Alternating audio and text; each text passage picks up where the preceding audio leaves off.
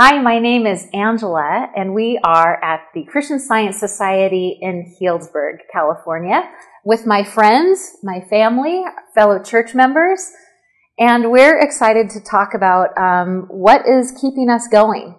We kind of came from a dark place with really having to ask ourselves, with so few members, are we going to keep going with this? And we had to ask ourselves the really hard question of why and how.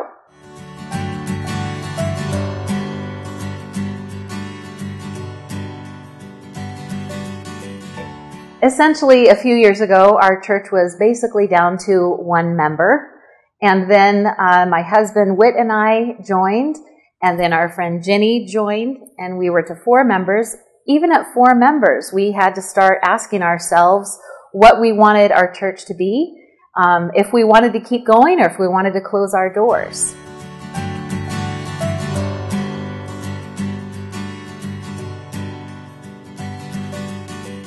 In the midst of thinking about what it is that is going to keep our doors open as a church, we were really looking for the demand in our community. And what became very clear is that in institutions, particularly jails and prisons, correctional facilities, there is a great demand for Christian Science and a great demand for man to know how loved and needed he is. So that became our focus. When we heard a story about another church who was very small, they got involved in the institutional work and they watched their church just grow because everybody committed to loving their neighbor in this very special way. So we committed to it as well. My name is Whit. I'm from Healdsburg Christian Science Society. And I guess what has kept me going and has inspired this institutional work is man's natural desire for freedom. I mean, it doesn't matter if we're locked behind bars or we're feeling imprisoned by our own thoughts sitting in our living room or getting ready for work. And so that thought of freedom is important for all of us, including those men in the prisons. Hi, my name is Warren. I was reading a pamphlet the other day, or a booklet, that talked about how Christian Science got started in Germany. And it was just an extraordinary story of a woman who didn't even speak German and went there and started healing and built the church there. And I was just grabbed, if you will, by the desire to be a pioneer, as she was a pioneer. And immediately my thought hit on Healdsburg and participating in this wonderful growth and reaching out to the millions of unprejudiced minds that Mary Baker Eddy talks about. I can't imagine the church not being here or not having a facility to feel closer to God, and I think it's wonderful, and it really has nothing to do with numbers. It's the giving part of it that really makes the difference. Like Virginia was saying, it's meant to be here and it's filling a need. And I also just loved seeing all hands on deck. Everybody just pitches in, even people who are visiting pitch in and do what they can to help. I just love it. In answering the question why we are here, we basically came up with a mission statement and had to reevaluate. Are we here just for ourselves? Is this a pleasant place to go on Sundays and Wednesdays? In fact, on Wednesdays, as we established our mission statement a little more clearly and committed to institutional work, basically doing what Jesus did when he went to the people who were asking for it. That's what we did. We brought the message to people who were asking for it.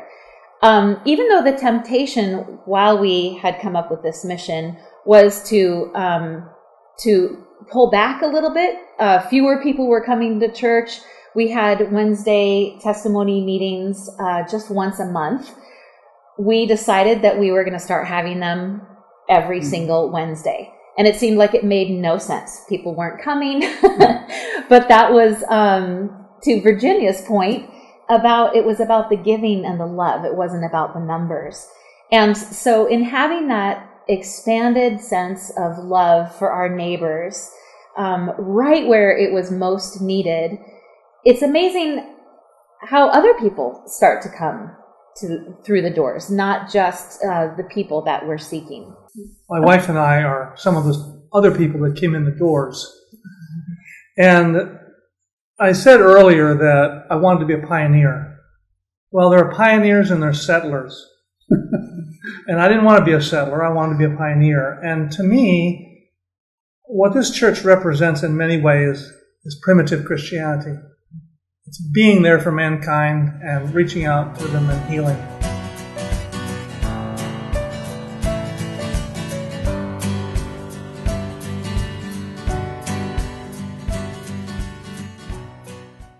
Before moving out to Healdsburg, for about 13 or 14 years, I had done institutional work in the Midwest and absolutely loved it. So when the opportunity came up here to commit ourselves as a church family to this work, amazingly, around the same time, a group got together nearby.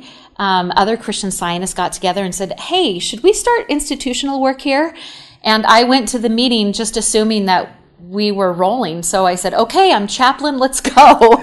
So within hours, we had started a committee, and there was already our church to support the work, and other churches rallied around as well. So it was a great sense of community.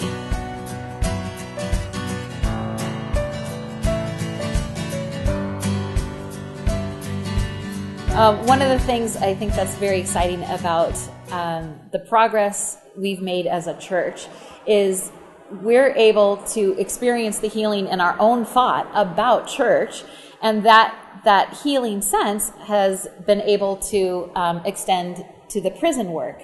So one of the things that I've been seeing over the last couple years of doing the prison work and visiting the jail is that there is a change of base of thought. Mary Baker Eddy talks about the effect of Christian Science is to stir the human mind to a change of base of thought.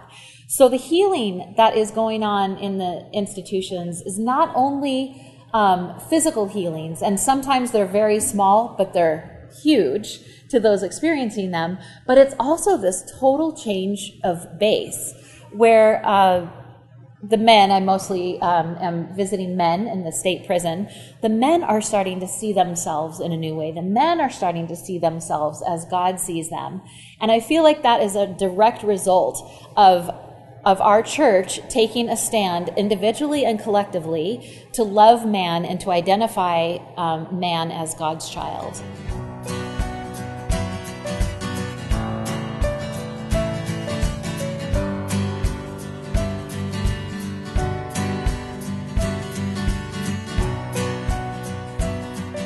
We all have different jobs. Of course, for me, it's really easy because when I see her leave in the early morning hours, I hit the books right away, and I'm just praying for her safety as she drives an hour and a half to the prisons.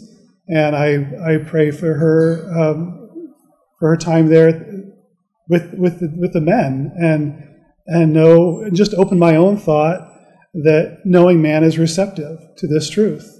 One thing Angela said that is very significant, and that is we're starting at the point of perfection. We're not taking a criminal and making them a child of God. We're looking at the child of God and recognizing that he's not a criminal. Yesterday's task was I ordered 12 Bibles for Angela to have for the men that she's ministering to. Well, I'm currently the only chaplain in our church, currently the only one going into the facilities. Every member has a role to play in supporting the work. We have Robert, our reading room librarian, who is ordering literature and who is actually tracking. We have an institutional lecture every year, and so he gathers funds from all the participating churches and makes sure that we're on budget and on target with that. Virginia brings all the literature that I can bring every week, and Whit is the rep for the committee. So he represents our church to the local committee. So everybody has a role, and Linda and Warren are brand new members, so we're excited to see what their role is going to be. But collectively, there is this loving, supportive sense and this openness, as Warren indicated, to behold the child of God, which is an entirely different approach. There's nobody else going into those facilities and seeing them as already perfect.